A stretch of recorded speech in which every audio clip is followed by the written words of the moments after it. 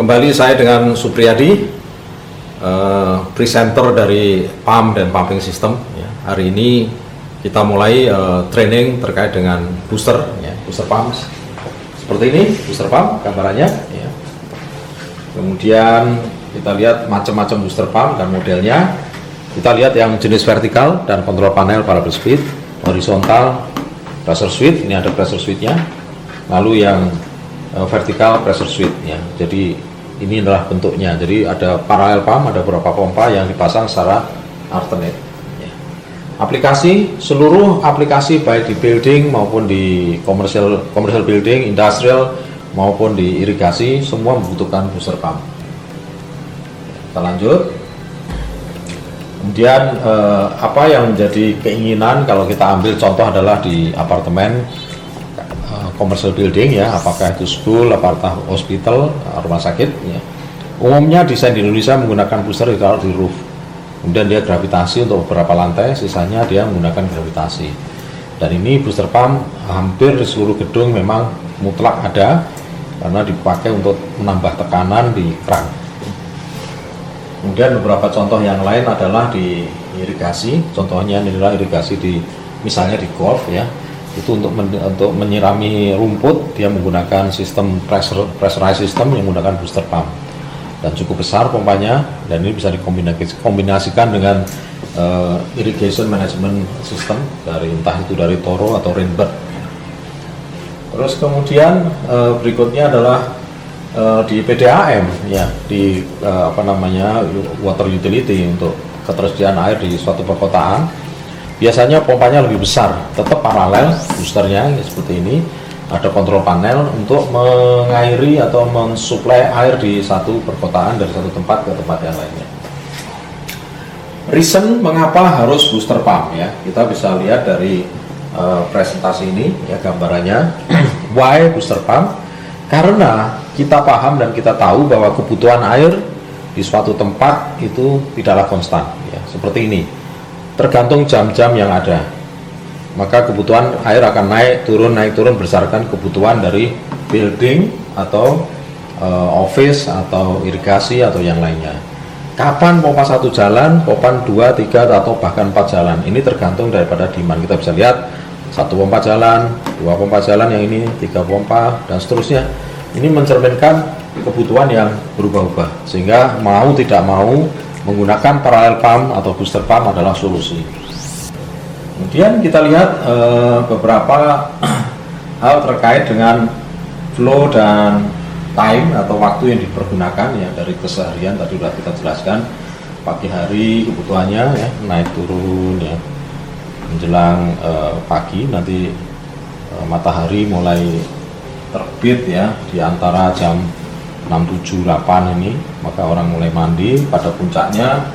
Kemudian orang sudah tidak menggunakan air, di mana matahari tetap berjalan, dan sore hari akan puncak lagi, dan gilirannya malam dia akan kembali sedikit orang menggunakan air atau mungkin hanya bocor aja, sehingga kebutuhan untuk booster ini variatif di situ.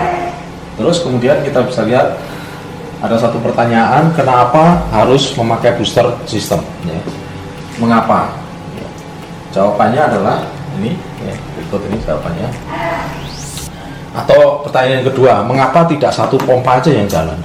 Mengapa harus variable speed? Kenapa tidak constant speed? Semua itu karena kembali lagi kepada kebutuhan, Jadi kita lihat dari sistem booster pump yang kebutuhannya memang variatif begini, maka kalau kebutuhan variatif begini dikasih pompa 1 aja yang besar, pompa 1 yang besar, kita tahu pompa 1, nah ini akan menjadi boros pompa 1 aja. Karena efisiensi pompa 1 yang besar ini, ketika flow di sini maka efisiensi rendah.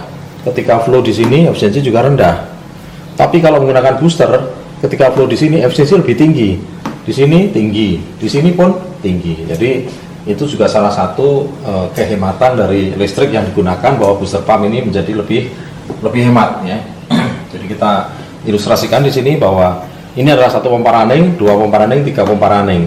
Jadi efisiensi tetap terjaga pada puncaknya pada tiap-tiap kebutuhan flow air sesuai dengan profile demand. Ini yang menjadi concern 1, Concern berikutnya yang lainnya tentu terkait dengan kebutuhan tekanan ya biasanya. Jadi kita lihat bahwa untuk booster pump ya, kita lihat contoh ini ya.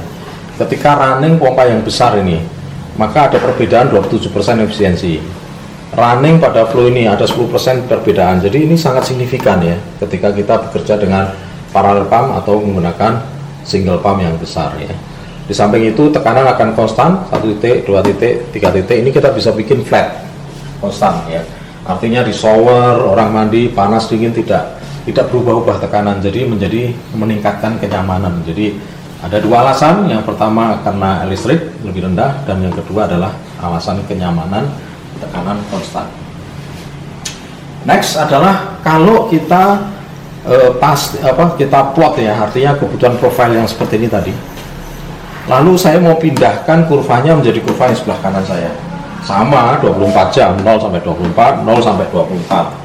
Flow 0 sampai 70, 0 sampai 70. Cuman saya akan plotting dari mulai yang besar, menengah, sedang, kecil, dan kecil lagi ya. Terjadi puncak di sini itu hanya yang 60 sekian persen, 66 mungkin sekian persen.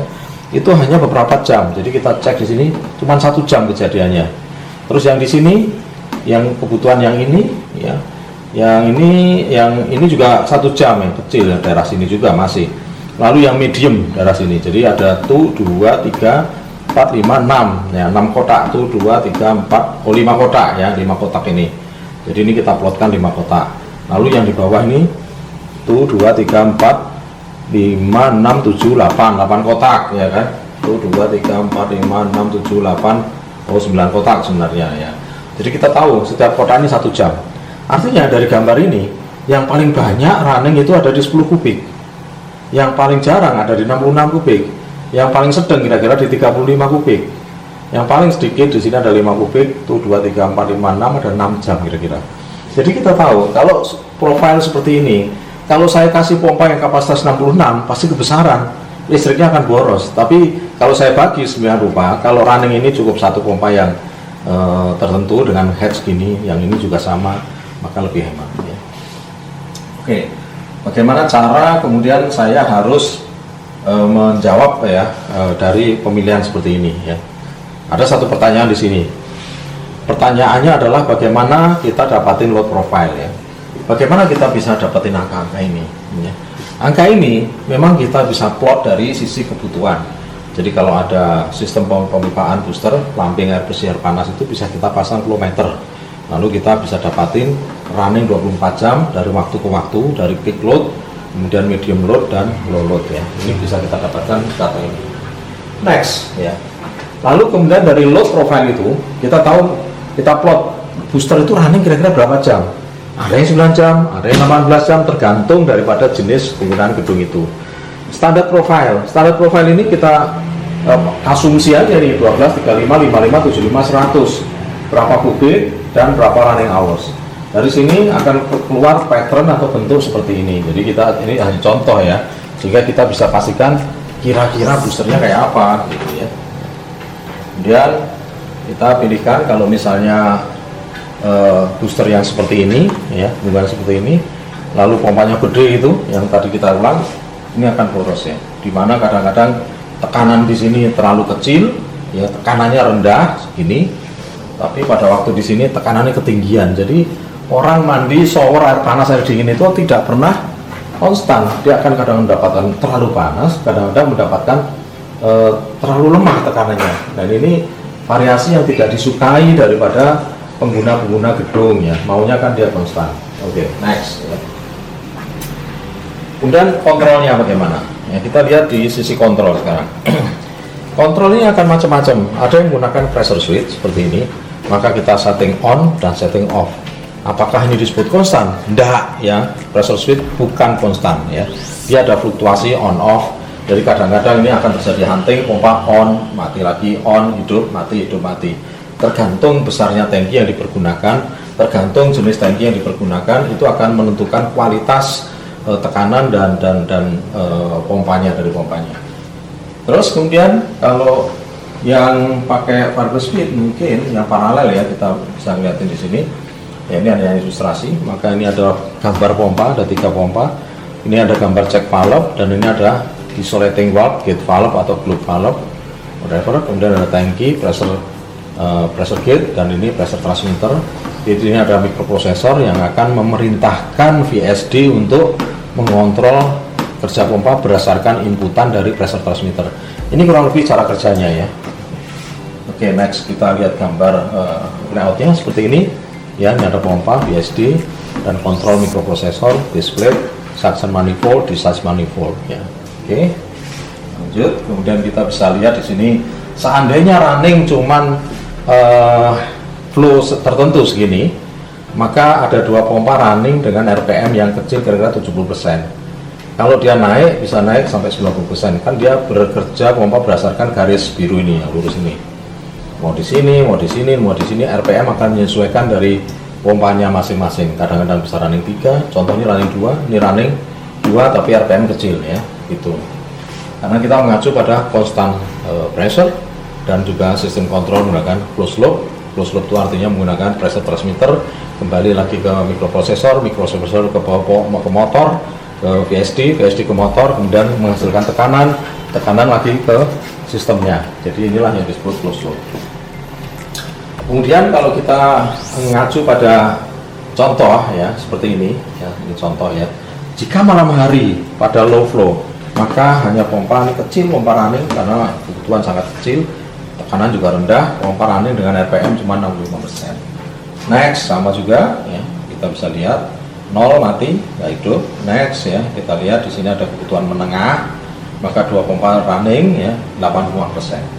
Next adalah kalau puncak kebutuhan, maka tiga pompa running semua berjalan tapi RPM cuma 95%, masih ada puncaknya sedikit mencapai 100%. Nah, kemudian pada medium flow di tengah ya, kita bisa lihat di sini ya, RPM berapa? Ya, kita bisa lihat di sini RPM 85% dengan dua pompa running pada putaran tengah ya, kira-kira begitu.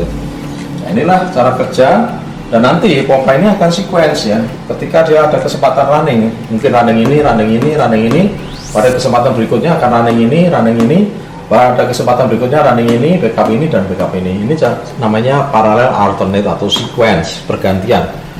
Ya, itu adalah cara kerjanya. Ada ketentuan untuk memastikan berapa tangki ya. Tangki ini memang didesain sebiar rupa agar dia tidak terjadi hunting system. Dan tangki untuk variable speed biasanya dipakai untuk mematikan sistem agar set point itu aman ya. Jadi ini adalah rumusnya. Jadi ada panjang sedikit ya, tapi kita punya summary-nya yang nanti berbentuk tabel ya, tabel daripada ini. Jadi gampang, tinggal lihat berapa kubik, 3 kubik, tabelnya 8 liter bisa, 5 kubik 12 liter bisa, 15 pakai 80 liter bisa, dan seterusnya. Ini dengan catatan variable speed semua. Kalau ini adalah pressure speed. Jadi pressure speed selalu lebih tinggi daripada variable speed tangkinya, karena di variable tangki hanya untuk mematikan sistem, kalau ini untuk menjaga hunting sistem.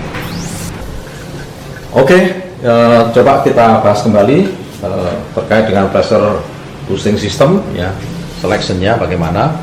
Kita mengambil contoh ini dari satu gedung yang kita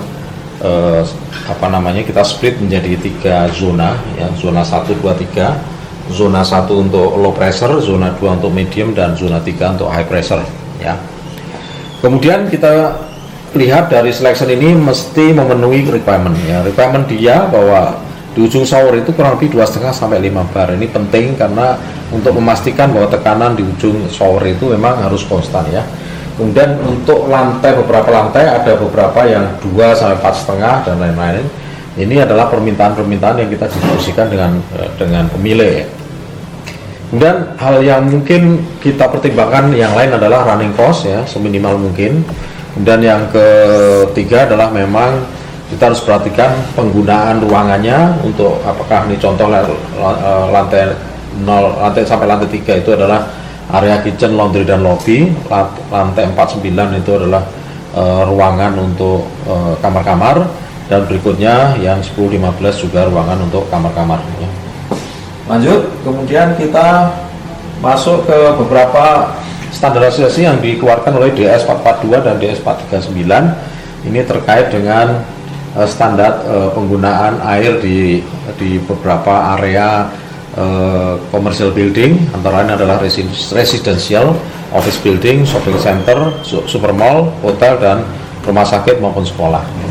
Ini ada tabel yang dibikin sedemikian rupa, ada unit, nama unitnya berapa sih. Kalau misalnya hotel satuannya tempat tidur ya, kalau office building employees, jumlah karyawan, sekolah berapa murid, dan lain-lain ya. Sehingga kebutuhan per tahun ya dalam meter kubiknya kurang lebih ini adalah standarisasinya, ada mulai dari 183, 300 dan lain-lain. Consumption period per tahun perkiraan adalah, kalau dia hotel dia running 365 hari karena nggak pernah tutup ya. Sekolah ada liburnya ya, office building ada liburnya. Yang 365 adalah rumah ya, perumahan residential 365, dan juga hotel, sisanya tergantung pada kebutuhan ya. Kemudian kalau kita hitung konsumsi kapasitas meter kubik per hari dengan waktu yang ini, maka tinggal ini dibagi ini mendapatkan ini ya, daftar ini. Ini adalah faktor disas ya, penggunaan, ini adalah faktor serempak atau survei yang ditentukan oleh mereka ya, ini dimana kalau hotel itu menggunakan faktor 1,5 mulai dari 1,2, 1,3 dan 1,5. Kemudian kita dapatin kimak ya, kapasitas maksimal meter kubik per day ya, tinggal dikalikan ini kali ini maka ketemu ini kali ini ketemu ini kali ini ketemu ini ya. Kemudian ini faktor yang lain yang kita tambahkan ya untuk memastikan berapa flow rata-rata yang dibutuhkan. Sehingga ada beberapa faktor lagi sehingga kita dapatkan flow rata-rata dalam meter kubik maupun dalam liter per second. Cara yang lain ya, kita ada beberapa yang kita bisa acu ya untuk mencari angka-angka itu ya. Sekarang yang kita coba perlihatkan di sini adalah contohnya untuk hotel tadi adalah 360 ruang atau 360 kamar ya, sehingga kurang lebih 540 tempat tidur ya, sehingga annual consumption dari tabel tadi untuk hotel kan 180 ya per day-nya, kemudian kali 540 menjadi sekian ya. Consumption period dikalikan 365, jadi ini dibagi 365 ketemu ini dengan faktor 1,5 tadi FD-nya, maka ketemu ini. Sehingga kalau peak load-nya per day dengan faktor FT 4 maka ketemu 66,6 meter kubik per jam. Jadi 66 itu ada di puncaknya sini, dengan sisanya itu ada area-area yang memang penggunaan lebih kecil daripada kebutuhan maksimalnya, dan ini diperkirakan bisa, atau kalau hotelnya sudah lama bisa diukur ya dengan flow meter. Tapi kalau baru ya kita harus perkirakan ya, sehingga kita bisa asumsikan nantinya. Dari situ kemudian kita hitung tekanan ya, tekanan di sini kita lihat tekanan yang dibutuhkan ya, P-set pressure yang kita harapkan, tekanan yang kita setting, dimana di sini ada requirement tekanan pada ujung kran ya. Tadi ada yang 2,5, ada yang beberapa ya, ini contohnya 2,5, 2 bar dan 2 bar tergantung zonanya. Ini requirement atau kebutuhan yang kita dapatin dari pengguna atau requirement daripada alat-alat unit plumbingnya. Kemudian PF ini adalah friction loss ya, friction loss ya, kita bisa hitung friction loss ini terpisah. Kemudian hamak ini ketinggian dalam satuan meter, karena ini kalau bar ini dibagi 10,2 maka kita akan ketemu itu. Dari P-set itu kalau seandainya boosternya itu positive suction maka harus dikurangi P-min ya, pressure masuk. Atau kalau dia dari main sistem yang bertekanan maka tinggal dikurangkan menjadi setting pressure booster. Nah, pressure booster dengan kapasitas yang pertama tadi ya, kita udah dapatin flow dan head secara otomatis ya. Di sini kita menggunakan flow ini ya. Kemudian di sini kita menggunakan head ini ya, sesuai dengan zonanya 1, 2, 3. P boosternya adalah 3, 5,3, 8,5. Inilah yang kita jadikan acuan untuk pemilihan booster pump. Di zona 1 butuh tekanan 3 bar, zona 2 5,3, dan zona 3 8,5. Seperti itu ya. Sedangkan karena PI-nya ada 2 bar, ada tekanan 2 bar, maka tekanan yang keluar akan lebih tinggi ya. Tapi sebenarnya kita butuhkan tetap yang setting dari booster itu ya. Oke, next hitungannya. Sekarang kita masuk ke detail ya. Oke, load profile ya. Dari angka-angka tadi, kalau di zona 1 ya, zona 1 kita bicara zona 1 sekarang. Zona 1 tekanan set 5 bar, tadi sudah dapatkan di presentasi sebelumnya. Kapasitas kurang lebih 1 sampai 12 meter kubik ya. Satu set sistem, ya ini kurvanya. Terus kemudian ini kita plot ke sini seperti biasa. maka kita dapetin ada 12 kubik puncaknya, mediumnya ada di 6, kemudian di 4, dan yang terakhir paling kecil adalah kurang lebih 1 atau 1,5 meter kubik per jam. Sehingga dari sini kita bisa seleksi boosternya ya. Oke, kita menggunakan software bisa, katalog bisa, apa saja yang menjadikan tool untuk memilih booster. Oke, let's say contoh tadi 12 kubik dan tekanan kan tadi diminta kurang lebih 2,5 bar atau 3 bar ya tadi ya, sorry 3 bar. Sehingga 3 bar 2,5, maka kita dapatin untuk 2 pompa ya. CR ini booster CR2 2 kali CR 4 min 50 ya. Sehingga kita bisa lihat bahwa pada flow maksimal 12 dia masuk, flow medium 2, dan flow kecil 3 dan 4. Angka ini dari mana? Angka itu dari yang awal tadi kita masukkan di dalam load profile ini. Ini load profile ya. Flow persentase yang kita masukkan, berapa persen dari angka 12 tadi kita masukkan angkanya, dan headnya rata-rata hampir sama ya, sehingga waktunya running berapa lama, sehingga consumption-nya kurang lebih kita bisa hitung consumption per tahun 828,273 kWh per tahun ya. Ini adalah tipe pompanya dan datasheetnya. Oke, setelah itu maka kita coba zona 2 sekarang. Zona 2 tadi tekanan dikatakan PZ-nya 7,3 bar, Q-nya sekitar 1,1 sampai 27 ya. Profilnya hampir sama, mirip ya. Kita lihatin yang maksimal, medium, low medium, dan minimum ya, sehingga kita bisa lihatin di situ ini berapa persen, 7%, 06%, 56%, dan 100% dari kapasitas yang dibutuhkan. Oke, dari situ kemudian kita selection pump ya, pakai software ya, sama saja, caranya juga persis kayak yang tadi. Untuk itu ketemu 2 kali CR 800 ya, jadi ini yang minimum, medium bawah, tengah, dan maksimal. Jadi setiap kebutuhan ini bisa selalu ketemu dengan pompa ini, bisa melayani dengan maksimal flow dan just the right head ya. Head yang diminta tadi adalah 7,3 bar ya. Data yang lain kita bisa dapatkan dari sini, karena ini menggunakan software maka lengkap sekali, karena di situ ada power input, flow, kemudian total flow, KWH ya, itu kita bisa dapatin semua di datasheet ini ya. Memang kita arahkan menggunakan VSD. Mengapa? Karena untuk kebutuhan yang variabel, kebutuhan seperti itu, VSD adalah solusinya. Oke, kalau kemudian kita masuk yang zona yang terakhir, zona yang ketiga. Ini zona ketiga adalah zona terakhir di mana tekanan paling tinggi 10,5, kapasitas sama dengan zona 2 tadi ya, lebih dari 1 pompa pasti, minimal 2. Profilnya seperti ini kita pindah menjadi grafik berikutnya, maka kita bisa ngerti berapa persen yang paling banyak. Di sini cuma tergaji 100% cuma sedikit, 56, 26, yang paling banyak adalah 26 dan 7% ya. Artinya ini terlalu tipis ya kurvanya ya, ini terlalu tipis, sehingga penggunaan pompanya harus kita buat sedemikian rupa satisfied untuk yang ini, satisfied juga yang untuk tengah maupun yang kecil ya. Sehingga kita bisa gambarkan selection software. Maka bagaimana selection software menggambarkan ini, tipenya 3 CR8 120 ya, dengan plot ini yang tadi, angka-angka ini adalah persen-persen yang tadi. Terus kemudian KWH, KW adalah kira-kira 12,3 KW P1 nya, dan total consumption listriknya 25.115 kWh per tahun. Jadi ini gambaran-gambaran menjadi concern, KWH menjadi concern, tekanan kenyamanan menjadi concern, efisiensi listrik electrical consumption menjadi concern ya. Oke, itu pemilihan untuk contoh 3 zona untuk satu gedung komersial ya. Tadi ada kombinasi antara hotel, ada kitchen, ada laundry untuk lantai bawah, room, dan room lagi untuk zona 1 dan zona 2. Sekarang kita bicara penempatan booster ya, lokasinya, posisinya, dan lain-lain. Ada alternatif yang bisa kita hadirkan di sini sebagai alternatif. Booster ini bisa menjadi seperti ini, atau menjadi seperti ini, atau menjadi seperti ini, menjadi seperti ini, atau menjadi seperti ini. Kita bahas ya, yang single booster.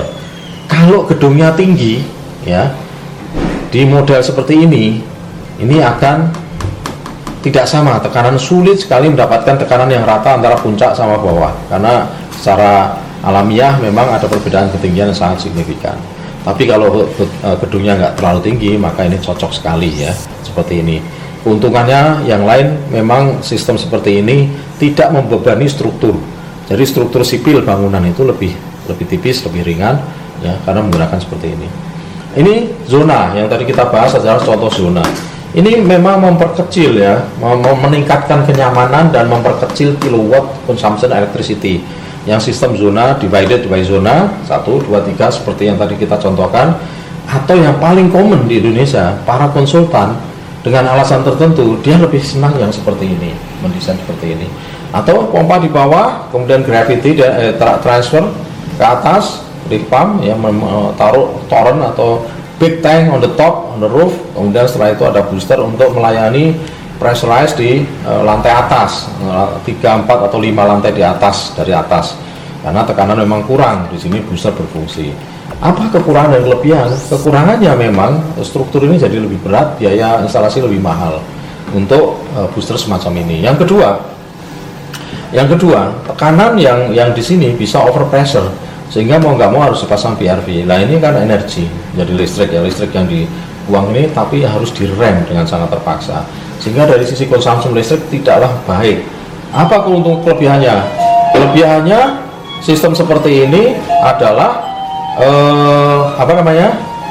reliability. Jika listrik mati atau sistem tidak bekerja, gravity ini bisa tetap jalan ya, artinya air tetap ada meskipun tidak maksimal ya.